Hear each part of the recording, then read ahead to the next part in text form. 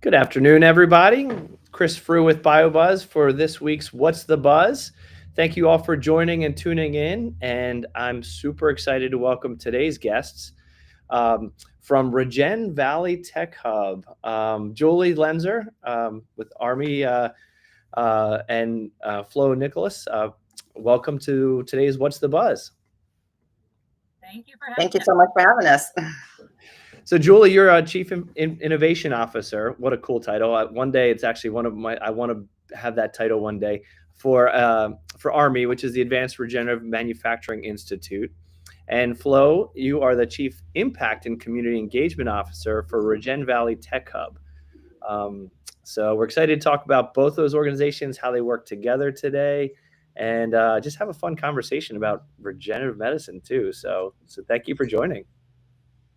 Sounds good. Before we go in, I always like to take care of my housekeeping and the sponsors that help to make this happen. So as many of our audience knows, What's the Buzz is an opportunity for us to talk to ecosystem builders.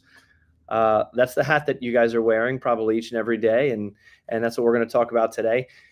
We're sponsored by CRB, which is a engineering construction design firm.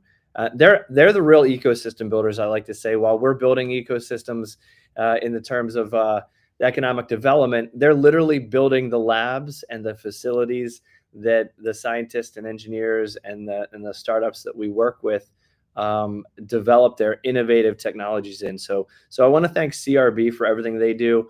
I haven't had a conversation within a market that they haven't been in, and they specialize in life sciences. So I'm not sure if you've come across them in New Hampshire or not, but I wouldn't be surprised if there's a building up there they've got their stamp on. So CRB, thank you for sponsoring our What's the Buzzes, and please, if you're looking to build your facility or expand, definitely check them out. They're the best in the biz. So again, my name's Chris with BioBuzz, and again today we're talking about biofabrication and innovation in ReGen Valley. Julie, tell us, maybe can let me give each of you a chance for an introduction as a starting point. Julie, can we start with you? Sure. So I spent a good number of years. I spent probably the last 20 years or so building out ecosystems, as you know, probably, Chris. And but I'm an entrepreneur and a tech nerd at heart. I've sold a company around manufacturing technology software. So I'm a software person. But I got pulled into most recently. I spent most of my career in Maryland, actually, building out ecosystems and at the federal level. And then my last post was at the University of Maryland as the Chief Innovation Officer. And then I met a man named Dean Kamen, who many of you may know through First Robotics. He's also well known as the inventor of the Segway, but that's actually not his most favorite invention. Almost everything that he does is focused on helping people to make lives better who are dealing with chronic issues. And in fact, his first invention was when he was 19 out of his parents' basement, and it was the first portable insulin pump. And so he's very compelling, and he recruited me up to working in Manchester, New Hampshire, as with ARMI, which ARMI with an I, as you mentioned, Advanced Regenerative Manufacturing Institute. And then recently I took over the role as the Regional Innovation Officer, or the RIO, for ReGen Valley up in New Hampshire. So I'll stop there and we can talk more about that. That's great. And your mic is, I'm having a little bit of feedback. I don't know if it's, I don't know if Flo, you heard that as well, but we might need to adjust that as we go. Flo, can you tell us a little about, ReGen Valley Tech Hub? Julie talked a little bit about that. Tell us a little bit about your background and kind of what you do and how that ties in. Sure. Yeah. So I unusual background because, I went to law school and thought that was like my career. I was going to retire a lawyer, but I always like to say I'm a lawyer who pivoted into technology and spent a bit of my professional career really focused on the telecommunications industry. So kind of a lawyer with a business background, overseeing technical projects, specifically modifications to cell towers and, overseeing vendors, internal vendors, outside vendors. So yeah, it's an unusual kind of career as a lawyer with that kind of project and program management experience and that tech experience. So using that kind of background and my passion for technology, as well as my passion for really promoting STEM and being in the community, ensuring that folks are aware of the opportunities that are available to them in this specific STEM industry. Just became kind of a leader and represent on several boards, specifically tech and STEM boards, to really continue in my passion for kind of driving the just STEM literacy into our community and other community engagement opportunities that I do as well. Yeah, I love that. Just as a side note, I love that a tech entrepreneur and a lawyer, telecom executive have now come in to use your superpowers for the betterment of regenerative medicine. That's like kudos to that. I think that's a story in itself. Right? It definitely is a story. But isn't that where like innovation comes from, right? Like if it's like the same people, like that diversity in what you bring, I'm sure there's countless stories of how that's impacted kind of a different way of thinking about things. But I mean, isn't that what makes kind of what we do special and bringing our communities together? It's the diversity that we can bring together that really helps. And I don't know, you two are a great example of that.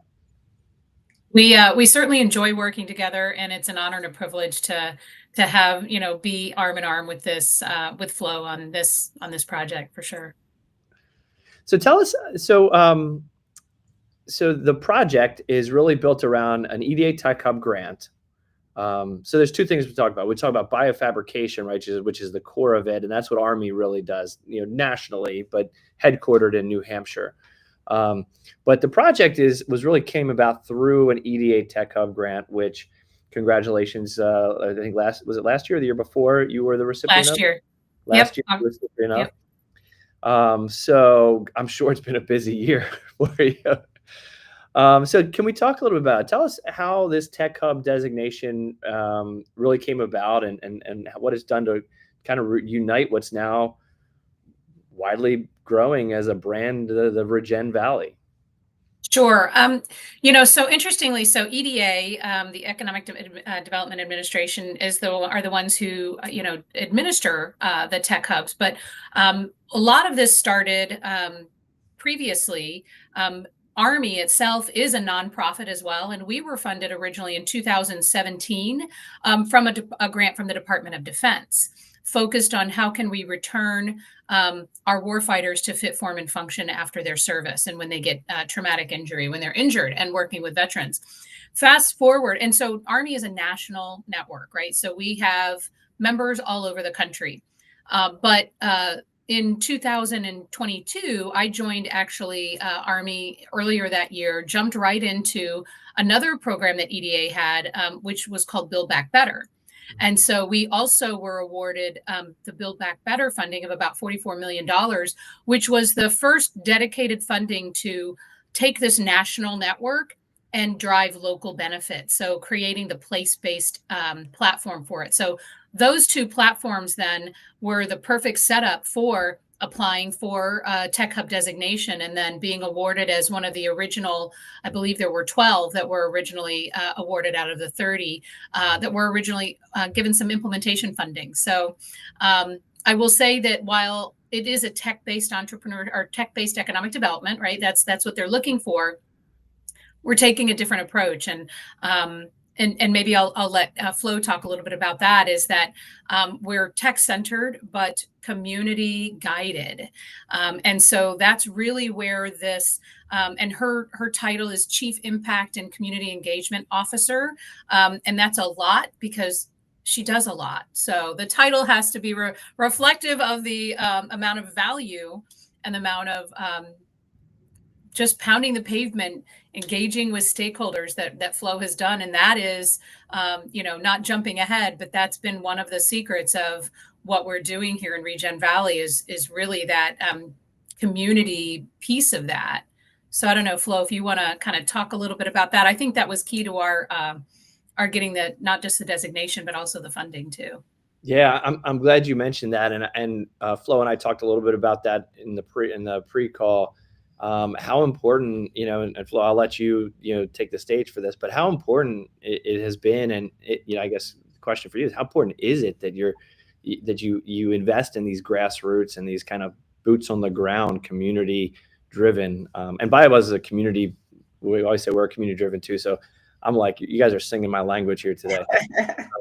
So yeah, can you tell us about that, Flo? Tell us how important that is and what you do to really kind of make this a community-driven initiative. Yeah, and I think one of the things that we tend to say and a lot when we talk about that kind of community center driven approach and focus is nothing for us without us, and also this kind of concept of not innovating on the community but innovating with the community. So part of my role is to essentially support the strategic outreach efforts, and that's to ensure that our initiatives and our programs are really tailored to the region's unique ecosystem of the industry, academia, community, and other stakeholders and partners. And as you mentioned, Chris, you and I, during our prep, got a chance to talk about one of the most important strategy, which you called phase one. And funny enough, that has been part of the phase one strategy that I presented and created, which is we've got to get boots on the ground, right? We've got to know what folks know. We got to know what they don't know. Are there misconceptions out here that might derail our ability to amplify our initiatives, get engagement and participation? So that has been one of the fun part is really promoting and amplifying that message of that, we want this to be essentially a way where folks know what's going on and also have the ability to see where they fit in and where they belong, and that some of the opportunities and roles that will be opened up that they can essentially apply for and be a part of what we're trying to do.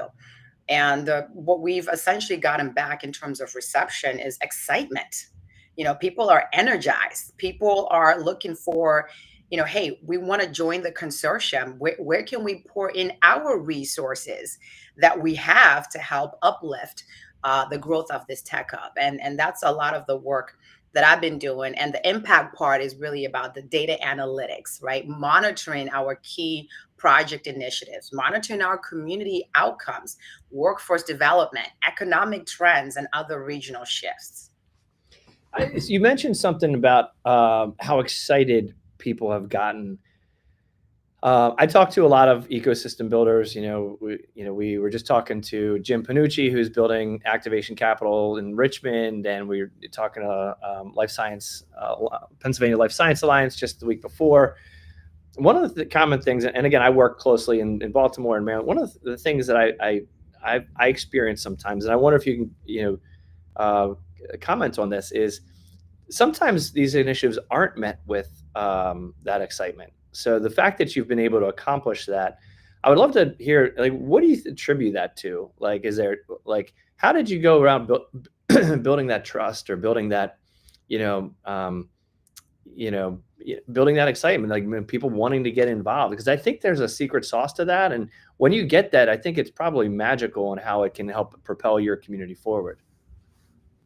I would throw in one of the most compelling pieces of regenerative medicine is the why, the full impact that it can have. When you start connecting with people and saying, how many in your family or how many people do you know that are suffering from a chronic disease, who have diabetes, who have chronic kidney failure, who have, heart disease?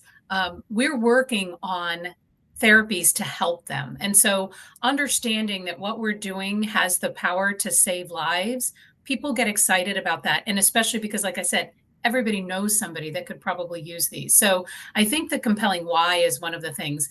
And the fact that, our ARMI's not new. We've been around for a while.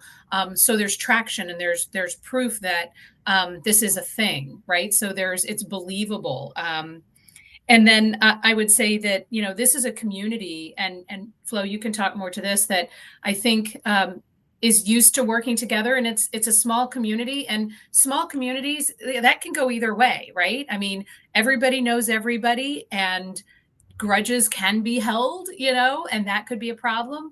But in this small community, my experience has been that everybody comes together around common goals and looking for how can we help each other be successful.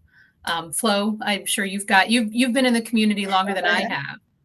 Right. And I think that's the secret sauce is that, prior to starting this role, I was already boots on the ground, being engaged in the community, and building that trusted relationship, and kind of building that rapport as someone who's really invested in the well-being, and of the community, and making connections to folks who are trying to get into STEM or into tech.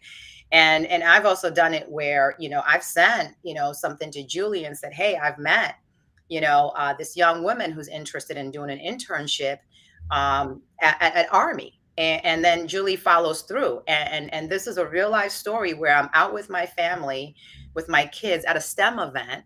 And I actually run into this young lady, and she rushes towards me with excitement, hugging me like, oh my God, I can't believe this. I got an internship at ARMI. So I think that part of the secret sauce is not just saying this is what we're going to do, this is who we are, but actually showing up and being that, actually showing up. And I think what's really good is taking the action, right? Being measured by not what we're saying, but our action, and really being intentional and proactive about that. So when we're saying, hey, we're inviting people to participate and be a part of shaping the direction and priorities of ReGen Valley Tech Hub, that we're creating the conditions, right, for those individuals to show up and be able to thrive both professionally and personally. So that Chris is really the secret sauce is not just saying what you're going to do, but showing up and actually doing it, and having that, as my kids say, having the receipts to back it up. And that's what we're creating. Yeah, what I'm hearing is there's a culture you've created. And I think culture is one of those things that it's one of the most important things in creating an ecosystem. It's also one of the most hardest things that you can try to do. But it often does start when you have a leader or leaders. Are they showing the receipts to prove it, right? Are they chopping wood, carrying water? Are they out there doing the things that they expect others to do? And we call that the honey, obviously BioBuzz, right? We call those things the honey in an ecosystem. But it does start with being able to, again, like culture isn't something. I get this question too when I consult with the other groups. How do we create a better culture here? And I'm like, you don't just create a culture because you say you're going to be this. It's about how you show up every day. Do you do the things you say you're going to do? Are you making those introductions? Are you doing the extra things that matter? And it sounds like those are the things that you guys are just that put up front as what you're doing. Yeah, it's the soft things, right? It's the saying what you're going to do and doing what you're going to say. And it's authenticity too, right? It's I think being authentic and putting aside ego. And that's not always easy for every partner, right? I mean, we have almost over 70 consortium members and growing. Well, guess what? Only probably about 15 of them are receiving funding.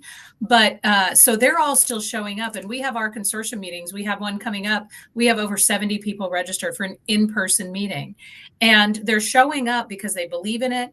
And we also will say, hey, if there's new project ideas, we're going to band together, build some partnerships, and go after new funding opportunities. So it's not just about this as a single project or program. It is about what does the community need? Let's identify and remove the barriers to full participation of our residents. We don't want to be, like we're Silicon Valley. If you live there when it all started, you can't afford to live there anymore. Mm-hmm. We want our residents to benefit from this industry, both from a health perspective and a job perspective, and to stay.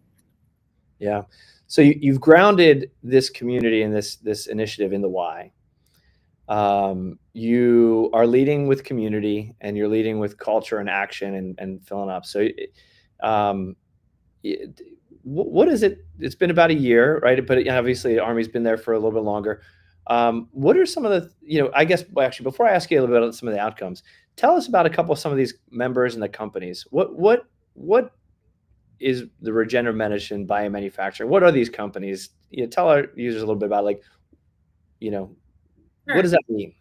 So I'll start with one, United Therapeutics. So they're very big in Maryland, and they have a lot of operations in Maryland. But people probably don't know that their Oregon manufacturing group is actually headquartered right down the street from ARMI, where they are 3D printing lungs for transplant. And they just built out an 88,000 square foot building. And, they're still years from getting on the market, but they're doing all of the work there. So it's nice there in both places. We have Sophie Biotherapeutics, who started in the UK and is bringing their manufacturing to New Hampshire. They're manufacturing blood. Actually manufacturing blood, so that, think about in a forward situation with the military, it's hard to transfer a lot of blood to do transfusions. They can actually create blood on the spot. That's the plan.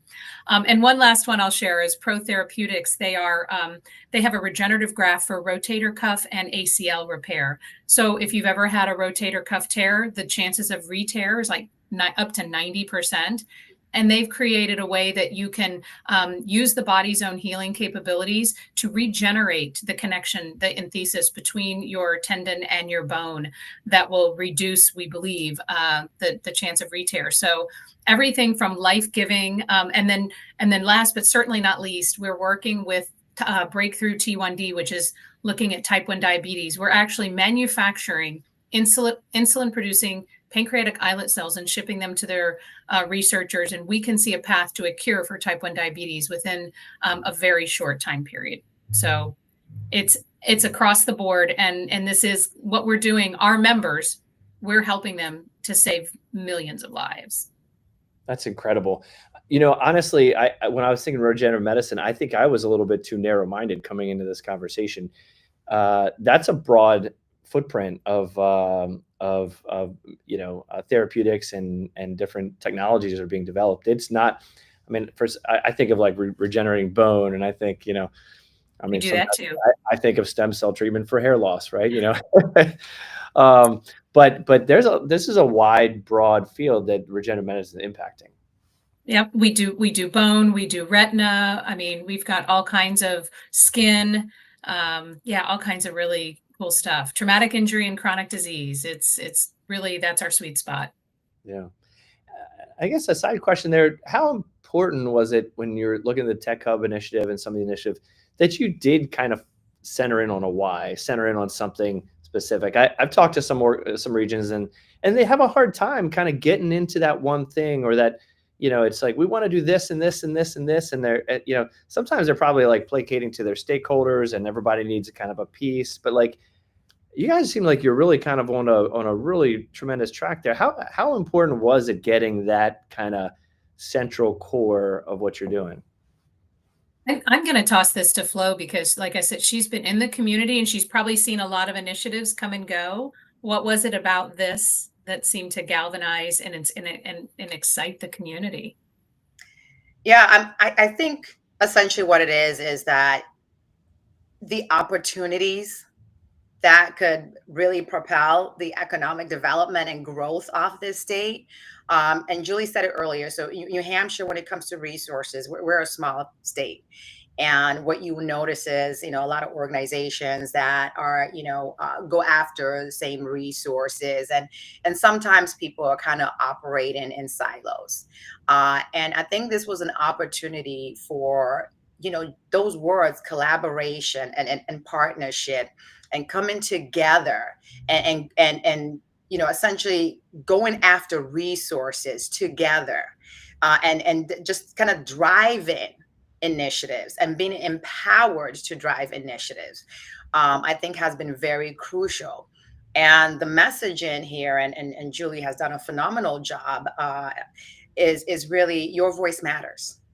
We want to hear your ideas. And sometimes, you might say, okay, you're going to get too many chefs in the kitchen. And what I said earlier, the herding of the cats. But I think that we've really seen, which has been motivated and inspiring to me, even when I've heard folks who are internally working at ARMI, or I'm hearing folks who are part of our other projects, their leads, their stories, their why, their passion of why they're here. Everybody sees this as something that's, yes, the technology is great, but beyond that, everybody's looking at the long-term vision, the sustainability of this hub, and how it's again going to help propel our region through workforce development, training programs, business opportunities. And I think for a lot of folks, that's what they're looking for, is those abilities to collaborate together to really help the growth of our region. And that's powerful. Yeah, it's really powerful. And once you get it started, it can continue to, to grow. And then, and then again, stuff like this can really take off. So it sounds like the start's there. I mean, are there any impact stories that you can share, wearing your impact hat? Like, is there any outcomes or impact that you can share at this time? Well, So I would say one is Safi is the company, they've been working closely through us with ARMI for a while, but they're coming to get their manufacturing done. They're bringing their operations to Manchester. They're expanding there, but also because they see the growth of the community, the support of the community. And in fact, their CEO is on our governance council for our tech hub. That's one's very specific, but I know even just with Flo connecting with various partners in the ecosystem, making connections for them, it might not be directly impacting, ReGen Valley or, biomanufacturing, but it's building that trust. I know you've got some great stories on that one, Flo, too. yeah, and I would actually say that at some point it is going to have a direct impact. A great example would be, we have consortium members that are come from very nimble organizations with limited resources.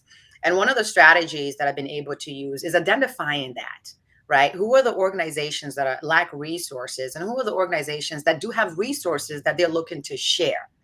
And that mapping has been really crucial, because I've managed to, I call myself a connector, kind of bridging relationships where folks who might not have ordinarily seeing each other out in the community is saying, hey, do you know? And one of a great example is an organization that is focused on STEM education, and they're grown their space.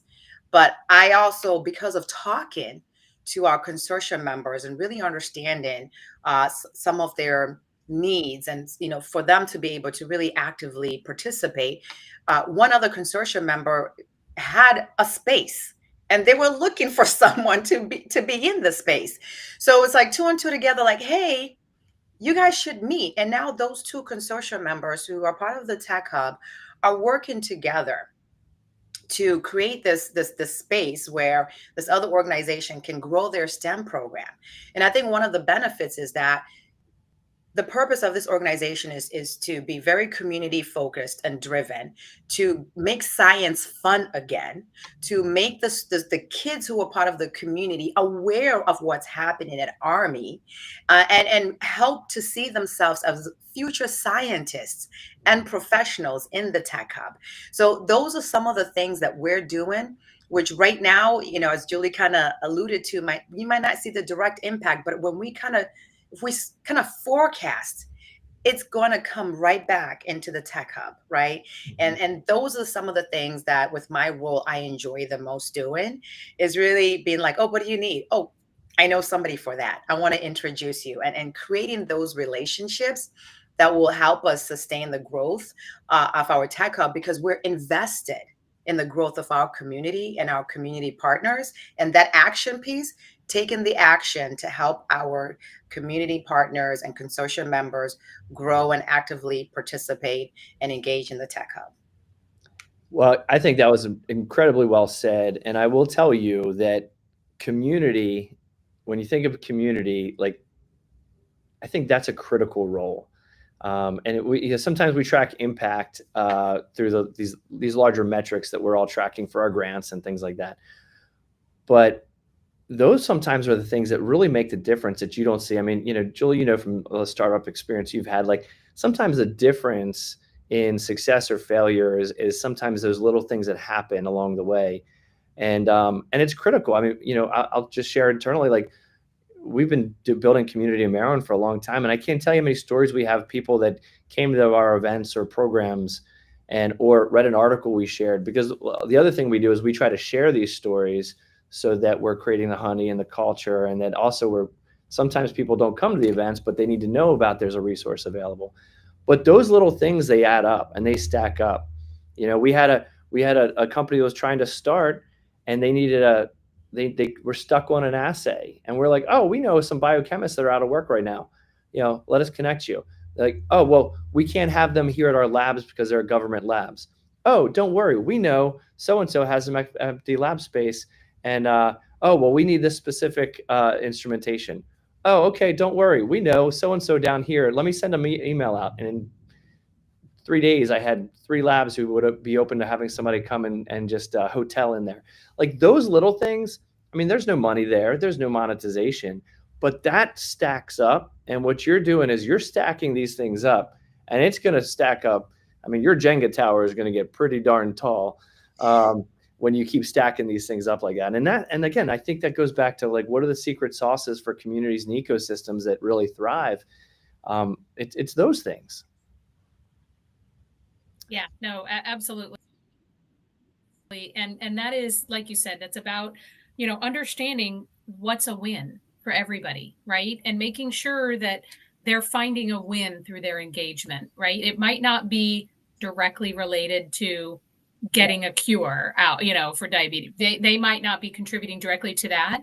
But if we can help them find childcare, if we can help drive more affordable housing, help drive more, better and more accessible transportation to help them get to the job. And while those things aren't direct, those are things that are starting to happen in the community that people are starting to look at. So how do we help drive wins across the board? Yeah, that's tremendous. And not everybody, entrepreneurs every day, we're sitting there, we're trying to solve big problems. We're tackling something hard every day. You need somebody that's out there that's thinking about these other ancillary things that stack up and that help you, and help solve these problems. So, well, as we think about kind of what's next, I know we're coming up against our half an hour here. I feel like we could take this easily out another half an hour. So you guys got to promise me that you come back we can keep this conversation going. Oh, sure. What do you see as next? So we're here, we're just past Q1 in 2025. Give us a little bit of a taste of what's ahead here for ReGen Valley and the Tech Hub in 2025, and where do you see that? What are some of the milestones you're working towards this year? Yeah, so we are still new. We just got our funding in October, so we're still, we're just getting started. Let's just say we've got new facilities that will be coming online, new programs, new courses, new apprenticeship programs. We've been running some apprenticeship programs, so expanding those. We see more companies, starting up within our ecosystem and finding the talent that they need. There's a ways to go to get to our vision, but we've got all the foundational pieces and we've got the traction, I would say. Yeah, I would agree with that. And actually, Julie took the words that I was going to say, which is we're just getting started. And I think part of it is that we're also being very intentional, right? We're also being very like, okay, hey, we're killing it, but how are we gonna keep this momentum pushing forward? And really, that authentic part of, ensuring that our consortium members, which we're over 70, see the value. And we're not just having people join and it's like, hey, look, we have 70, but we're also actively, reaching out and talking to them and getting feedback from them. How can we improve? What are we doing great? What can we do better? And that's the other part that we're excited about, where we'll be able to also start. You mentioned, Chris, kind of metrics and data is, building a dashboard and, kind of, telling our story through that, and also leveraging that data again to really hold ourselves accountable for a lot of these big promises that we've made. and seeing areas where there might be some gaps, seeing areas where there's success, and really staying in tune to what's going on with the insights, whether it's community impact, workforce impact, education, housing, childcare, you name it. Just really being intentional and proactive, and not waiting for the bad things to happen, right? But really not taking that reactive approach, but the proactive approach of ensuring that on the next couple of years in our journey with ReGen Valley Tech Hub, that we continue to align to our why, to our mission, our vision, our passions, and our purpose, and the strategy of really being community driven. Yeah. Well, you might just be getting started, but you got a lot of momentum going. I can tell you, the two of you are, and I'm sure that bleeds through again into the community. You can feel it just in talking to you both, that there's some special things happening there in ReGen Valley. So I appreciate you sharing everything with us today, and I'm going to hold you to coming back and talking more towards the end of the year here to see how things are progressing along. And again, whatever we can do for you to help share your story and get it out there, please let us know. We'll be sharing this, and I hope that we have some companies or some entrepreneurs in the regenerative medicine space that are listening today or will listen and end up reaching out to you and be part of that, because it sounds like there's a lot of growth happening with the foundation you all built. It's exciting times, and thank you so much for the opportunity to amplify the amazing, incredible work that we're doing. And anytime to do something with Julie, I sign me up.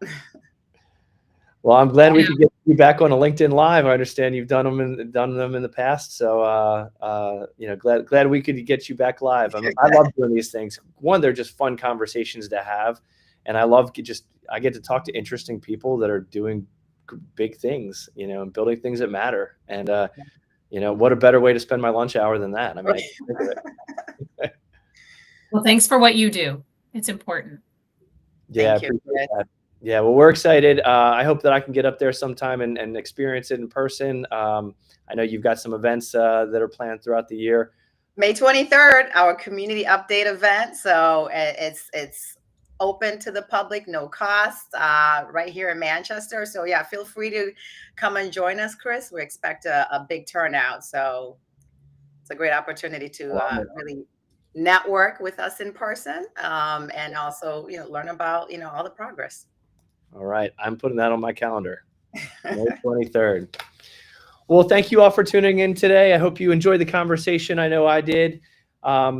We do these every two weeks or so. We talk to ecosystem builders because I think what you all do matters. It matters a lot, and we want to be a platform we can share that and make sure people know when they're looking to grow their company. Growing companies are hard, but it's easier when you have programs like the ReGen Valley Tech Hub and people like you, Flo, and you, Julie, that are helping the companies do it, because there's a lot of patients out there that need it, but it's one of the toughest industries to grow in biotech and medicine. So again, thank you for all you do and for being part of this What's the Buzz. And thank you all, and I hope you all have a wonderful rest of your day. Thank you. You too.